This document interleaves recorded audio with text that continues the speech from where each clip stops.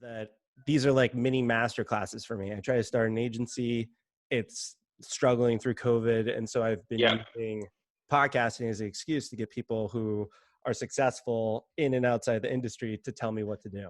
So no, and you've managed to get some really good people, crazy what you could do with LinkedIn. And then when you like hook a George Tannenbaum or something like that. Yeah, exactly. You just, and by the way, he's quite famous. Yeah. I just sent him a message and I was like, yo, like I passed by you in the halls of Ogilvy a couple times. Can I like interview you for this podcast? And he's like, I'd love to. And I was just like, oh shit. And then you didn't see me because I was bowing at the time. Yeah.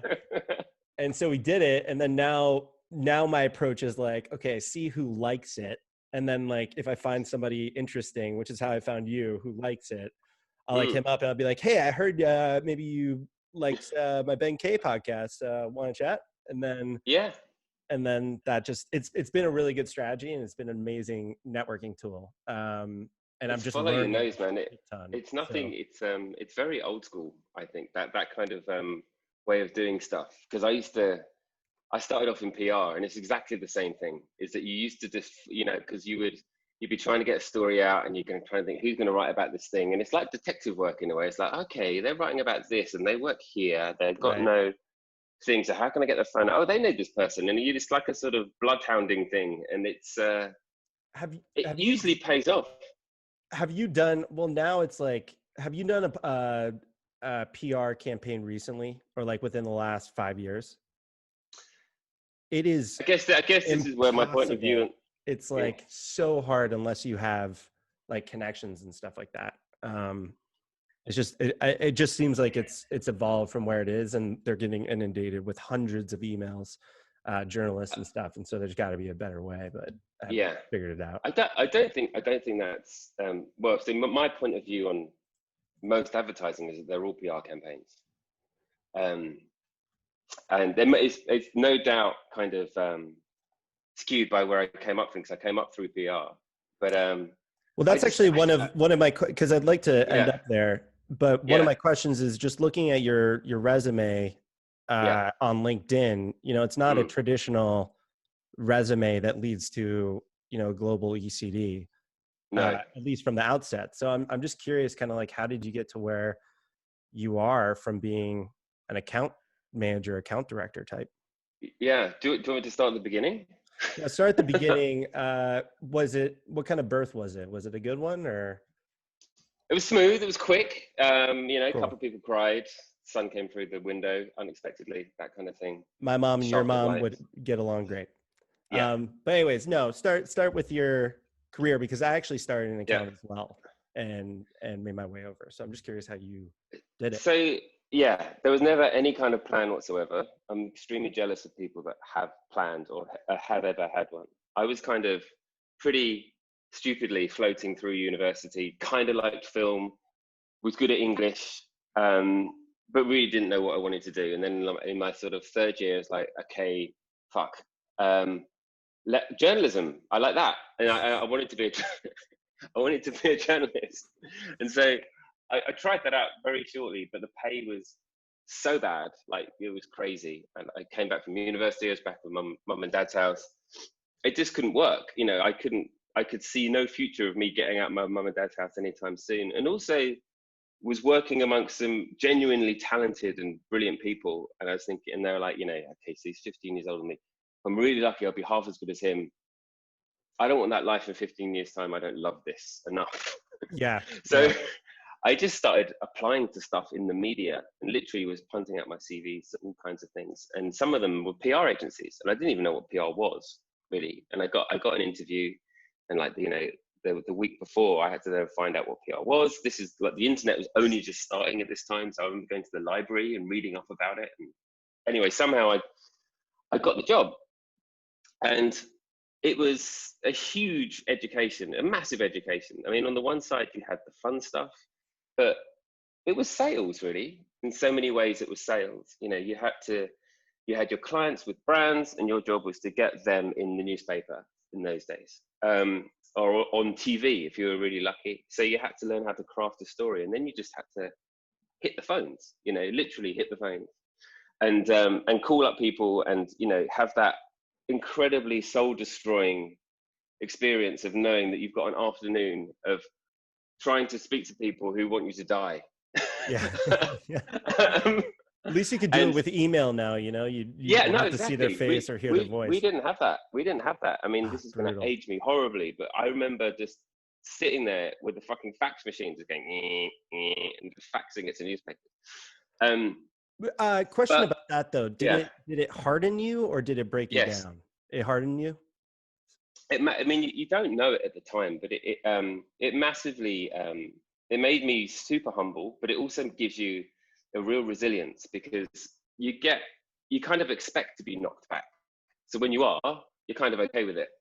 And it does, you know, and you sort of, it gives you a thicker skin. But what it also does is it teaches you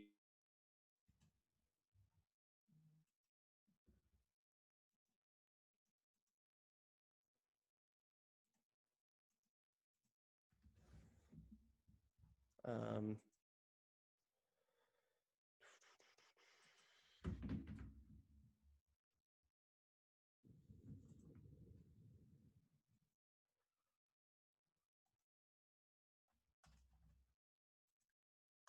stories, some investigative thing, but they've got this other. So hey, I don't the know better what. you are, Hey, you feel, sorry to interrupt. I yeah, just got booted. yeah. Uh, I just got booted. I was gone for a minute. I don't know what happened. So Okay, no worries. can you start No worries. from the fax machine part? Sorry about that. But I Oh think we're still shit. good. Okay, no worries. No worries. I've had 2 coffees, so the engine's running. So what was I going to? So I mean, PR gives you a thick skin, but it also teaches you to craft your message to an audience, because fundamentally that's what a person's job is A, to get your clients' key brand messages across, but somehow take what they want to say and turn that into what somebody wants to hear. Mm. That's the magic bit. That's the kind of combination lock that you have to kind of unlock. And if you get it right, when you pick up the phone or you send that email to a journalist, they look at that and go, my readers want to read this, or there's half an hour of writing I don't have to do. Brilliant. You know, so in many ways, your job is to make a journalist's job easier. And so when it comes to sort of me now and being in advertising and all that sort of stuff, is that it teaches you all these kinds of lessons about how to really distill a message, about how do you get your story or your brand essence or whatever you want to call it down into a single sentence, because that's the only amount of time you have when you're trying to sell to somebody. And selling a story is just the same as trying to sell a car or trying to sell dishwashers, you know, anything. It's just that you have to hit the sweet spot and capture people's attention. And so I spent, 5 years doing that, and also having a load of fun along the way, doing events and all that kind of stuff. But I think, because I've done a couple of interviews recently, and you think back on where you are, and I think what it taught me more than anything else was, when you're trying to create something, to have in your head as kind of like a hygiene factor of, why would anyone want to talk about this? Why would anyone want to, and in these days, share this or tweet it or TikTok it or whatever? But fundamentally, it's just like, I'm sending out a message. Is it provocative enough that I want to tell somebody else about it? Because that's really what PR is. It's now called earned media. It wasn't back then, but I quite like that phrase. I like the phrase earned media, because it means that what you're saying has earned the right to be listened to, has earned the right to be there. And for the longest time, when I started to go longer and longer in PR, we started to work more integrated with ad agencies and stuff like that. And we'd be on these big brand meetings. We did the PR bit, the media people did their bit, and then the ad people did their bit. And then in these all agency meetings, like, the ad agency would just suck up all of the oxygen in the room about 80% of the time. And then it'd be, and now PR. And it was, honestly, I got so fucked off for being like the crumbs on the table and stuff like that. Because I'm like going, you guys have got 10 times our budget. You've got all this thing, and and fundamentally, you pay people to look at what you're doing. You pay people to look at your stuff. If my stuff's not good enough, it doesn't exist. And it used to be, and it was frustrating as fuck. And so, yeah, that was maybe, you know, kind of fueled why I ended up, part of why I ended up in advertising. But what it meant is that whenever I'm reviewing work, whenever I'm trying to come up with stuff, almost subconsciously, I'm thinking, why would anyone talk about this?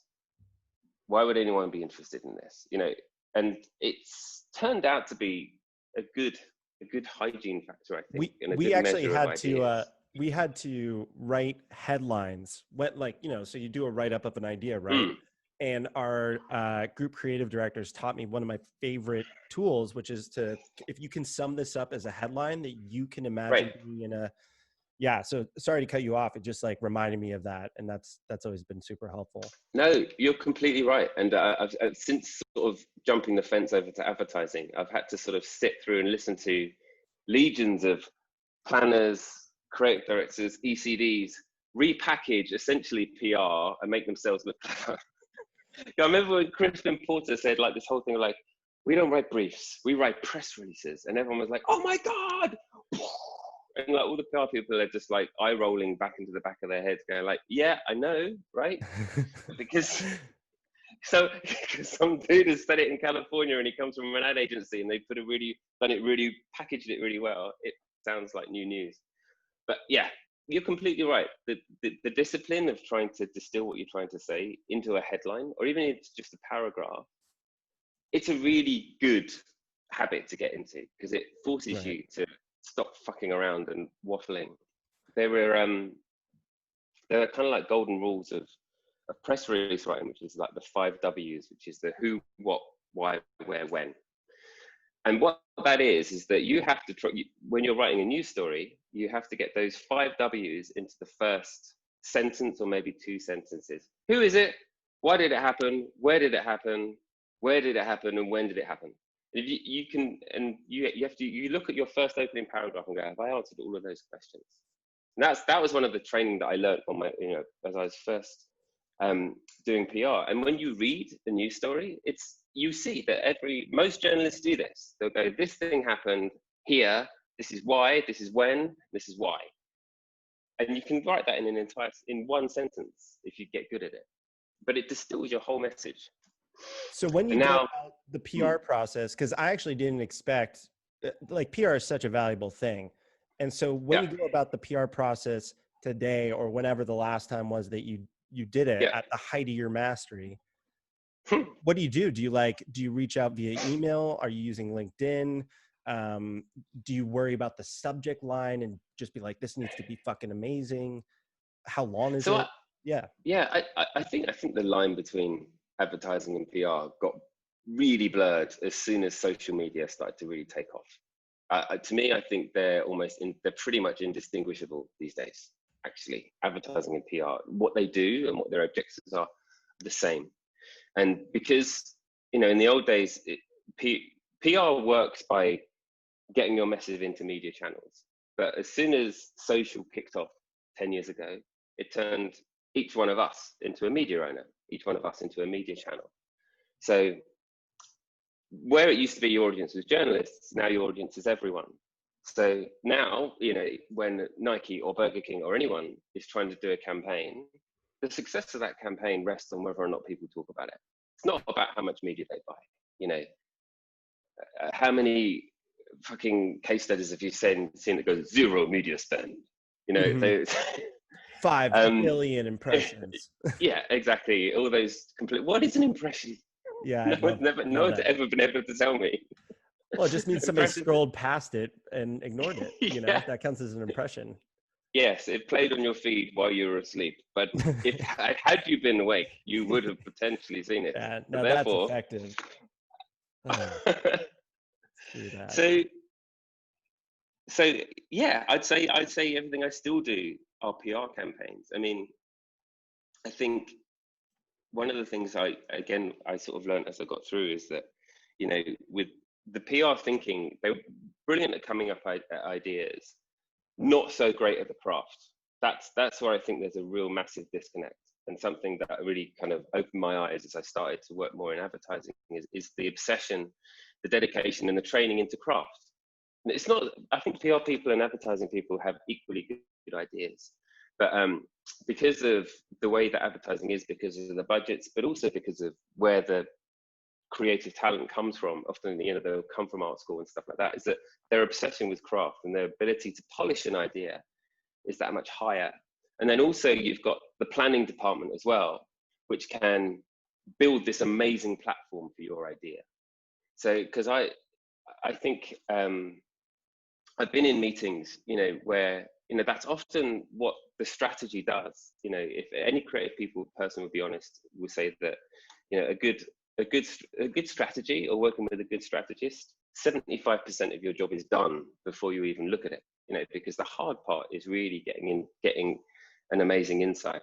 But a planner or a strategy department can often retrofit a strategy into an idea, and it just makes the idea look so much bigger and smarter because you've covered all the bases.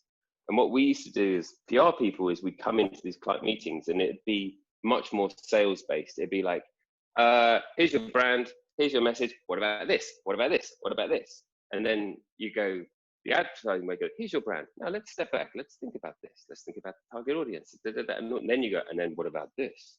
And you've positioned the idea to be so much more logical and more thought through. I'm rambling quite a lot here, but I think it's all good stuff. I guess I would say that, keep going. I guess I would say that there is no difference between advertising and PR anymore, in my opinion. There really isn't. Well, okay, so you said a lot of interesting stuff. I'm being pulled in two directions. I'm just voicing what's going on in my head because I want to continue to hear your story, but then I also want to ask you about your process of, you know, going through a brief. But let's kind of keep going with your story because I don't know where we are. You have VCCP share, which then became VCCP kin. I'm sure you have an explanation for this. Yeah. But yeah, this is where you started PR. You were the head of, or not started, but you were the head of PR, and you jumped from like, it's just like, what is this? When did this happen? How did you become the founder and creative director of it? Yeah. It was the 2013 campaign agency of the year. I'll stop talking, but it's just. Yeah. It's just a load of headlines. It sounds far more planned and elegant than it actually was. So I started off in PR. I learned my kind of basic skills in PR. Then I went traveling for like, it was supposed to be for sort of 3 months, then went to 6 months, and it ended up being like a year and a half, maybe a bit longer. And went all around Asia and Australia and everything. Then came back, then started in another PR agency called Shine, which was very quickly became like quite a hot agency. And then myself and the MD, Michael Froelich, just became really good friends. And we just, you know, we could almost be, I guess in ad language, partners these days. But and we were in a PR agency, so we didn't have those divisions. But he was the MD. I was like a senior account director at the time.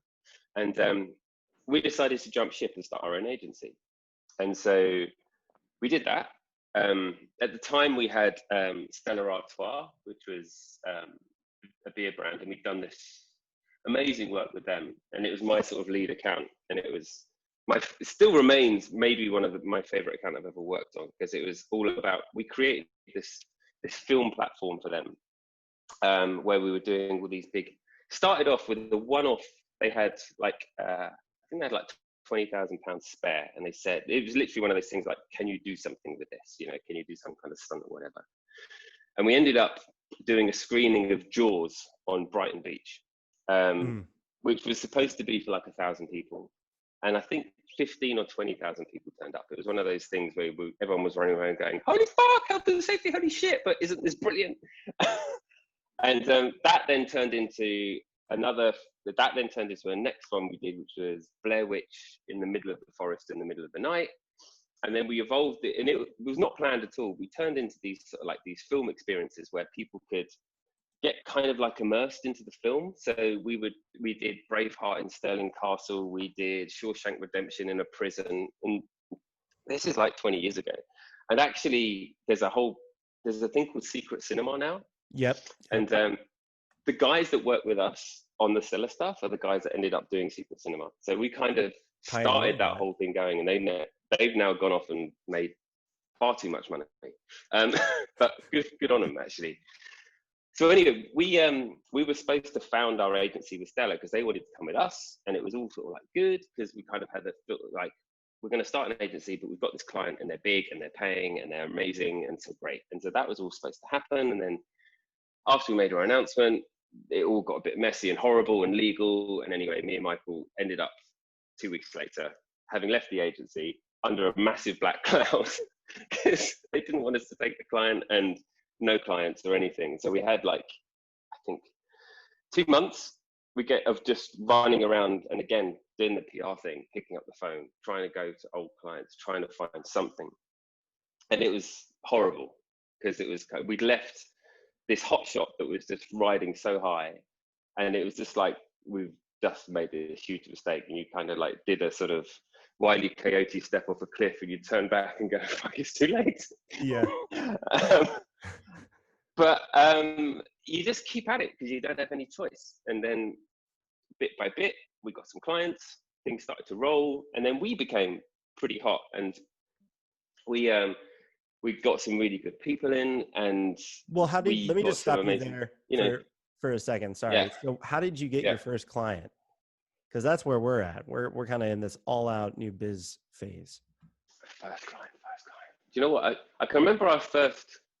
So we did a load of stuff, which frankly I cannot remember, which was just because they paid anything.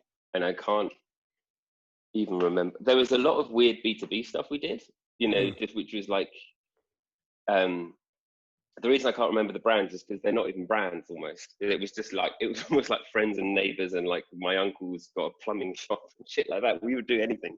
But the first client of worth, and it actually came through the kind of the journalism contact, was Loaded magazine.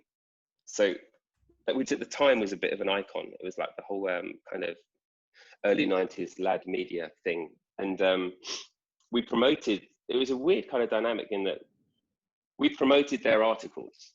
So the news stories that they came up with, we would then promote them into the press because they would do all this mad, stunty, investigative journalism stuff. And we got into this brilliant dynamic where we would actually sit in on the editorial meetings where they would be there with the editor and the features editor and the sports writer and stuff like that. And we'd sit in with them and they'd be talking about stories and we'd say, yeah, but if you do this little tweak of an angle to the story, it's more likely to be written about. So we could even we kind of like created PR from the inside. And it was an amazing kind of relationship. So there'd be a sports writer who said they want to talk about the best football grounds in the UK. And it was, he said, I want to go on for 2 weeks and go around football, talk to the fans and all this kind of stuff.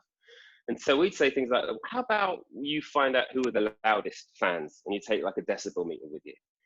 And so they did that. And then he came out with a piece of research, like who are the loudest fans in the UK? And then that then got picked up everywhere. It's just a simple twist. And we would do that every week. And we can't, we'd really ride the news agenda, which is another thing which I guess I've learned to carry on into my career, which is that whole thing about being at the heart of pop culture, which everybody talks about, which is again a PR thing, which is I try and talk to my creative teams, which is just, look at the media, go into the blogs, what are people talking about, and then try and apply that to your brief and your brand, because there's a far more higher likelihood that people are going to be interested. Look at what's hot right now and jump on that train. When you're really lucky, you can create culture, but usually what brands do is they ride it. I was just reading the newspaper today. I keep calling newspapers. I was reading the online newspaper today, and I was seeing how the masks have now become fashionable, and how you've got Sarah Jessica Parker and they're wearing them like bandanas and stuff like that. I'm thinking, there's something there that's really interesting, because you've got the biggest news story of the century, which is COVID, and now you've got people making it fashionable and masks being fashionable. That's interesting.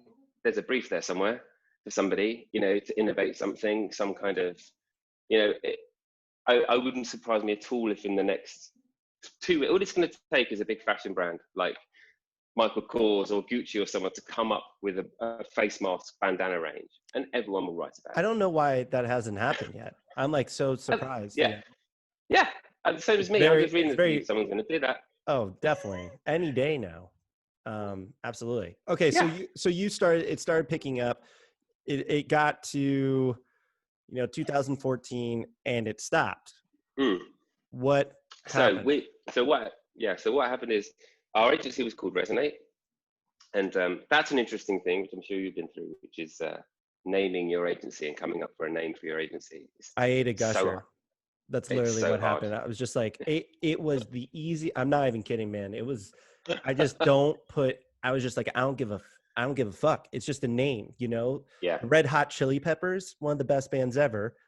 yeah, Like, what is that name? So I was like, it doesn't really matter as long as it's just not like Stiefler and Partners or something, yes. Saatchi and Shot, So Now I just you ate learned a a lot gusher and faster than we did. Yeah, you're right, because the name of your agency is actually irrelevant because you're defined by your work. Because you just look out, you go, what the hell does BBH mean? What does widening? What does mother mean? yeah. It's And who nothing. It's cares? their work. Yeah. It's the work. You're right, but we didn't know that, so we obsessed for ages. I mean, it's hard. It's hard to let it go. Yeah, I just was like, I yeah. don't have time for this. But anyway, No, so but we did. So anyway, we were on the crest of a wave. We were doing really well, and there's like 20 of us. We had a really cool office in Clerkenwell. It was like with a roof terrace. It was so good. And then we started to get offers by other big sort of PR agencies, and we got our head turned by this huge agency, and they said, "Look, we want you guys to come in and reinvent this big new agency. Come in, we'll buy your agency, but we want to kind of like infect our big agency with all of the sort of energy and philosophy that you guys have." And we just got totally seduced by that. And the idea of suddenly going from 20 people to like 160 or something like that. And we did that. And then within the first week, Mike and I went out for a drink, and it was again what the fuck have we done? Because mhm. what you don't, what you learn it through experience, which is the most precious thing you have in any agency is the culture. And it sounds slightly cliche, but there's no science to it. It's the hardest thing to make and the easiest thing to lose. And in our little, because this thing that we built up this culture where it didn't feel quite so much like work. Everyone had each other's back. It was completely informal. It was just fun, and everyone helped each other, and it was just really good. There was no egos or anything. And then all of a sudden, we walked into this machine where there were these politics and people talking about each other's backs and these big, boring clients that really weren't interested in what we had to say. And it was just like, oh fuck, what have we done? And so anyway, but there were some good people there too. There were some genuinely good people there too. But it was just bit by bit, we lost our sort of mojo. And around about that time, as part of this PR group, they were part of a comms network, and they had VCCP as part of their sort of big network. And they started sort of occasionally talking to us because they could see the PR potential of advertising. They could see that big campaigns needed sort of PR legs as well. And rather than getting a separate PR agency in, wouldn't it be interesting if you bought PR people at the beginning of the ideation process? So I started to be brought in to these meetings with the ad agency, and bit by bit, time after time, they started to say, "Well, are you interested in maybe sort of?" And I was very attracted by that idea because I was kind of getting a little bit frustrated with where the agency was, but also the opportunity to jump into advertising was something that I'd never get. I never thought I'd get that. I never thought, because it was kind of not my place, And so Michael was like, "Yeah, that's cool. The old agency's done. I'm probably going to go off somewhere anyway as well." So we agreed, and I went over to VCCP as this kind of head of PR. And then 6 months later, Michael went off and did his thing. And it was all very amicable. It was all very good. And then, so yeah, that's how I got into advertising. And they didn't know where to put me. I didn't really know what to do. And I spent a very weird year just sort of kind of floating around, kind of being in meetings, kind of helping out where I could. But I get a little bit, a huge amount of imposter syndrome, huge, which I still have actually. And but eventually kind of started to do some work on some clients, and also just appreciating there's the huge difference between the way that advertising was built and PR is built. What's interesting now is you look at, because I've still got lots of friends in PR, they all look like ad agencies now. They all now have creative directors and planners and all that kind of stuff. Back in the day when we were in PR, there was no division. There was just a flat structure. You were like an account exec, senior account exec, account director, senior account director, and then that was it. There was no departments. So you did everything. Some people were naturally better at the ideas, and some people were naturally better at the client side of things. But it was, your positions were all the same. So that also, I think, has really helped, because rather than just being sort of like a pure play creative, I've always sort of been able to have one eye on the client relationship and a little bit of an eye on the budget and a little bit of an eye on strategy. So I've been a bit more well-rounded in that way. And anyway, after about a year at VCCP, Dominic Stinson, who was ex-BBH head of accounts, and I just kind of became mates. And he was very old school, as I say, you don't get more old school than coming up through BBH. And we just became friendly in the pub, got on. And he was at VCCP. He said, well, this whole social media thing, I think it's going to be big. Boy, was he wrong. What was he thinking? Yeah, I can see the day where every town has its own Facebook account. So long story short, we got together and then we founded this little department called VCCP Share, which was kind of the start of it. There weren't any social agencies at the time. It was just the sort of like, we'll do that digital social thing that everyone keeps talking about. And because it was kind of close to PR, we then did that. And then, so we then sort of did like, we had this little sub-agency within VCCP called VCCP Share, where we would look after the sort of the digital and social and PR side of thing of their clients. Then that slowly started to grow and grow and grow. Then as that got more potential, because then, all of the other big agencies like Unruly and Vice were popping up, and, they decided to invest in us more. And because we were getting all these little films made and stuff like that, we then created a production arm, and then we rebranded that. So the thing became VCCP Kin, which again was another laborious month-long naming process. I mean, they're great names. All right. The Share makes a lot of sense. Kin is cool. So, I mean, worth the time, but anyways. Not really. Maybe not. I don't know. Really not. I can remember the painful those meetings of like, no, but it doesn't feel right. I don't remember it. And it's like, oh, Jesus. Oh my God. And so we that became Kin, and we had a production facility. So we now had cameramen, or like 2 or 3 cameramen, 2 or 3 people that knew how to edit, someone that knew how to do motion graphics, and we became our own sort of little mini agency. And so that then was, and all throughout that process, bit by bit, I sort of became the creative director, because I was always sort of the person that had the ideas bit, if you know what I mean. And so then that's how I became a creative director. But I'd never came up through the formal way. I sort of came in from the side. And if I was I'm very aware of what I'm good at and what I'm not good at. And what I'm kind of good at is coming up with ideas, and ideas that can capture people's imagination, and ideas that have legs, ideas that get talked about. And what I'm not great at is the craft, because I didn't grow up through that. And I'm very honest about that, in that what I'm hugely envious of is art directors and their ability to sort of craft and turn things visually, because I just don't have that sense. I can do words, I can get people's imagination, but I can't do the craft side of things. So all of the good work that I've done has been partnering with someone that knows how to make it look right. And yeah, so I was at Kin, everything was going really well. I was really happy there, actually. We had a really good thing going. And then out of the blue, my wife, who's a lawyer, came home and said, I've got this opportunity to go and work in Asia for maybe like a couple of years. What do you think? And it was literally like one of those, say what now? Yeah. And, I don't know. yeah, yeah, what?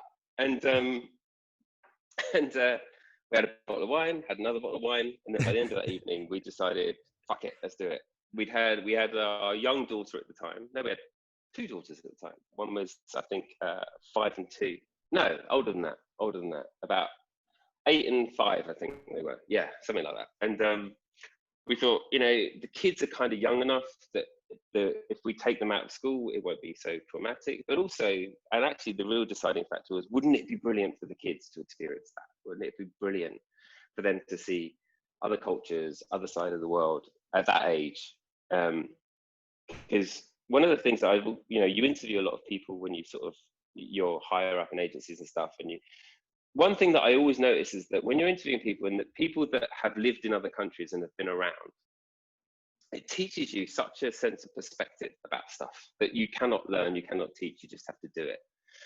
And I've worked with people that, have had, dads that have worked in oil and gas, and they've traveled around, or in the military and stuff like that, and they've had to travel around. And they just have a different perspective on the world that I think is incredibly healthy. And it's also something that I picked up when I went backpacking, which is that you suddenly realize, you can go on holidays, but they're just in a little bubble. You get put in a bubble, you go to your hotel, you might go on a 3-day trek and think you're really adventurous, but really it's all really safe and it's all really scheduled. But when you go backpacking, there is no schedule, and actually you get to know that there is proper different ways of looking at the world, because you're in amongst it. You get your fingers dirty and you start to realize certain stuff isn't important. And so I really want to give my kids that. So yes, that's why we did it. And so I left VCCP very happily. Those guys are amazing, and actually they are just absolutely killing it right now.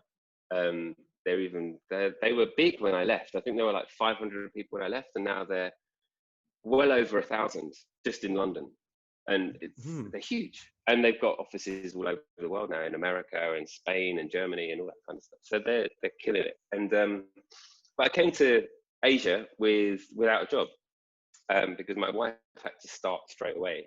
So my job was to get the house, sort the kids out of school, and do all that kind of stuff. But I sent out my CV and had a bit of confidence that, okay, at least people are interested. So Well, let's stop there for a second, because how did it feel to have a break? Can you hear me? Testing. Oh, hang on. Let me just try. I can. Hang on.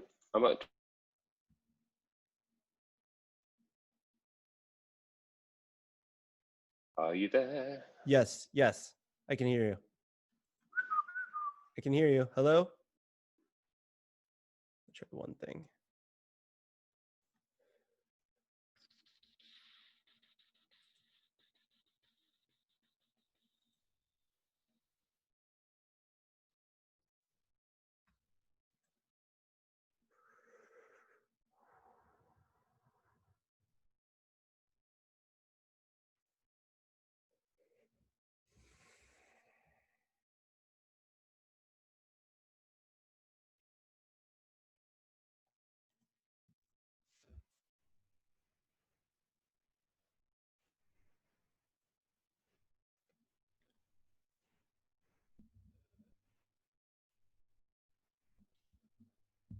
Hey, I don't know what happened. Hey, that might have been me. It might have been me, but let's, we had a good run there, so maybe it won't happen again until we're done.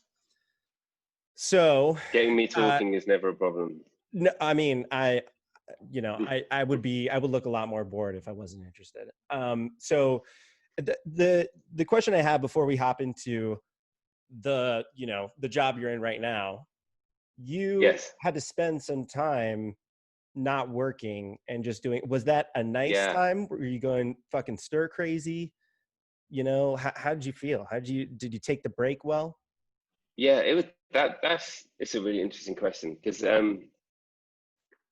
initially it was great, because when you have children, you have this ever present kind of fear and guilt and anxiety that you're kind of missing it, that you're losing them, because kids do grow up incredibly fast, and it gets quicker because as you get older, time moves quicker as well.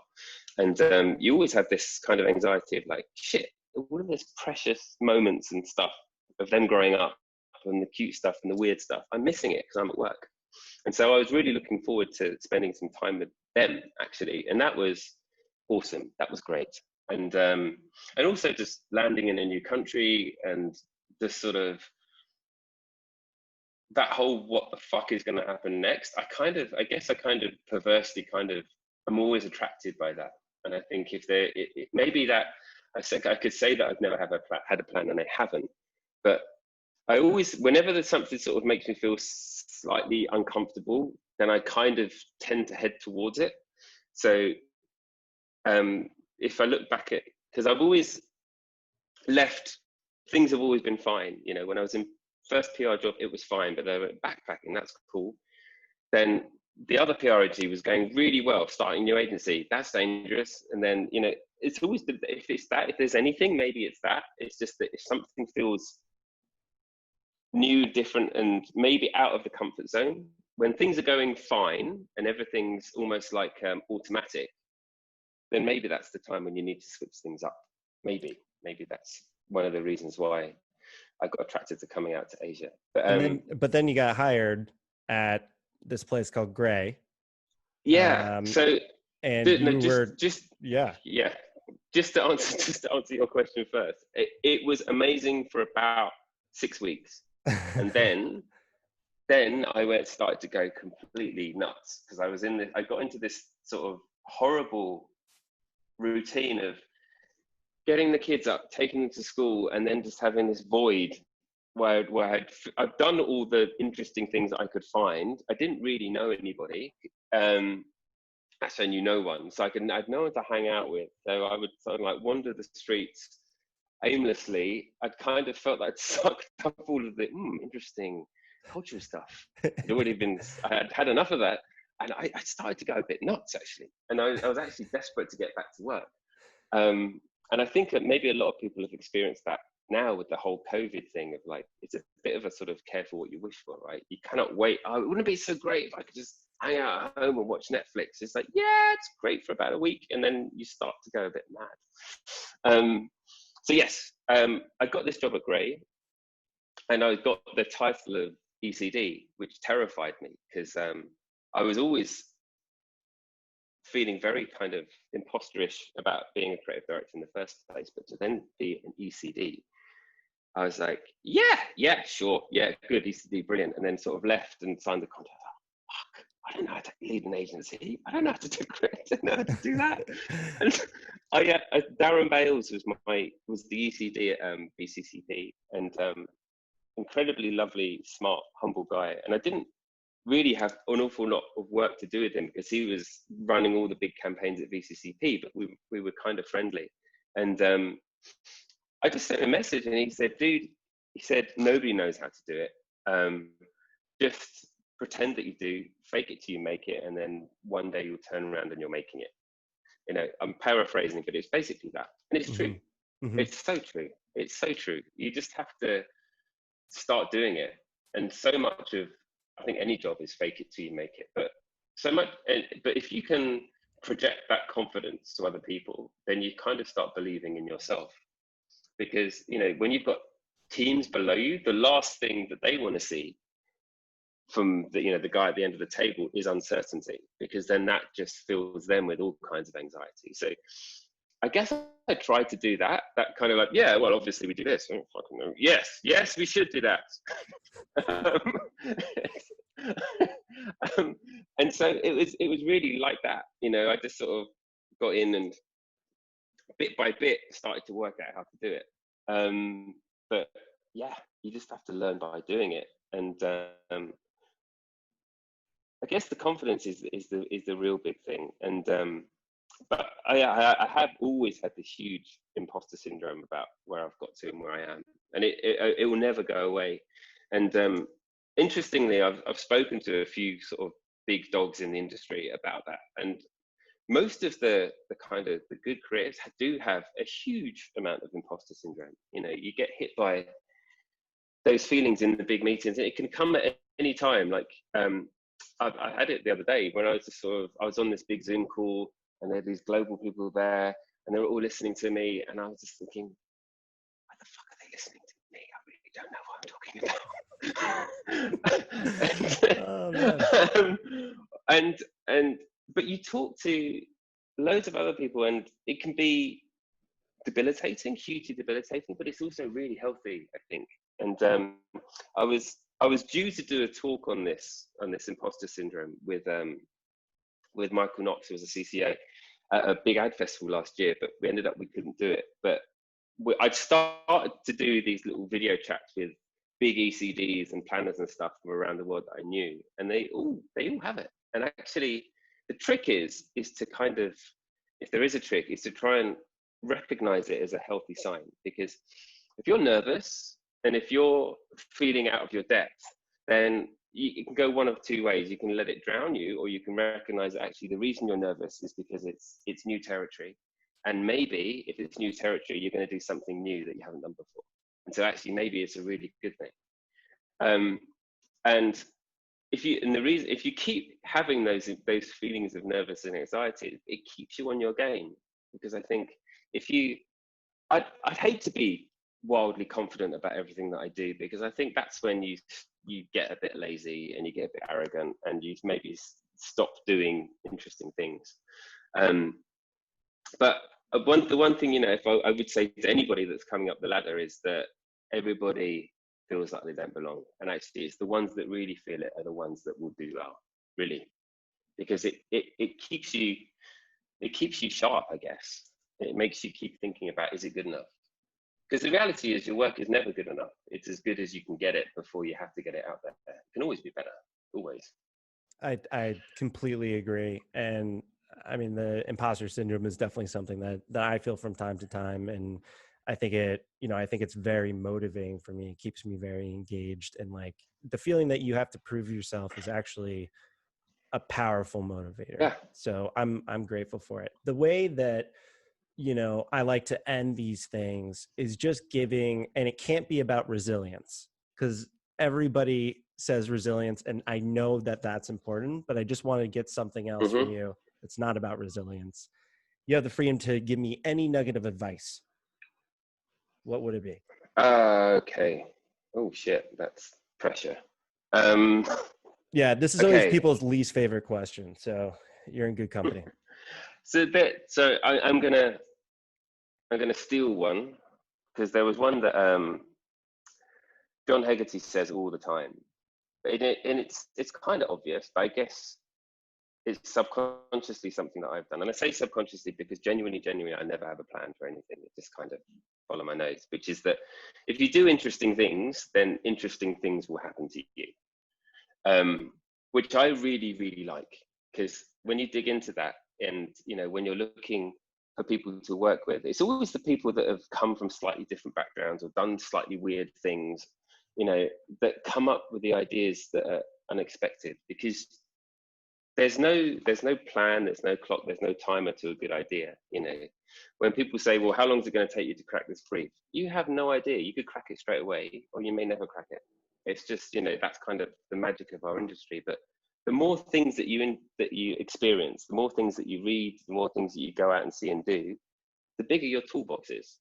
So I would say, to try and just go out, read books you haven't read, go to places you shouldn't go to, talk to people you don't think you should talk to, will make you a better creative. There's no doubt about that.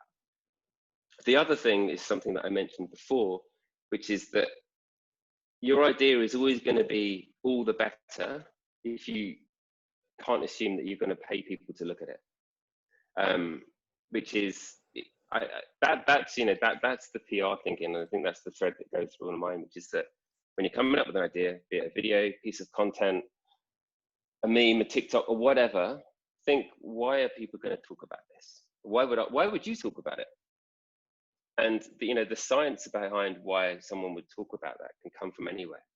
It could be from the news agenda. So, like I said, with the face mask scarves thing, or it could be based on interest groups, so if you think, okay, there's a ton of people into football. If I make this about football, and maybe if I add in COVID, then maybe that idea is going to be a little bit more interesting and more people are going to look at it. But I would say always assume that you have to capture imagination rather than just steal their attention. Yeah, if that makes sense. That makes perfect sense. I love that, dude. I love that. Well, Graham, yeah, thanks for hopping in here and giving me your time. No worries. Busy That was guy. rambling as fuck. I'm sorry. No. It's great. This is going to be hot content. I guarantee it. People are going to love it. I love it.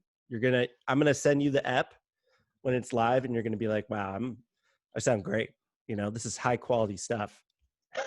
Wow. This is, yeah, look, and huge props to you, dude. I mean, I know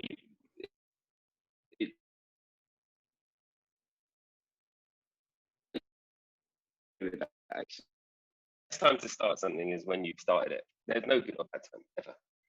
And I actually was listening in on a webcast the other day, and there's all sorts of interesting statistics about, I think it's something like over 75% of the Fortune 500 companies were founded in the year after the Great Depression.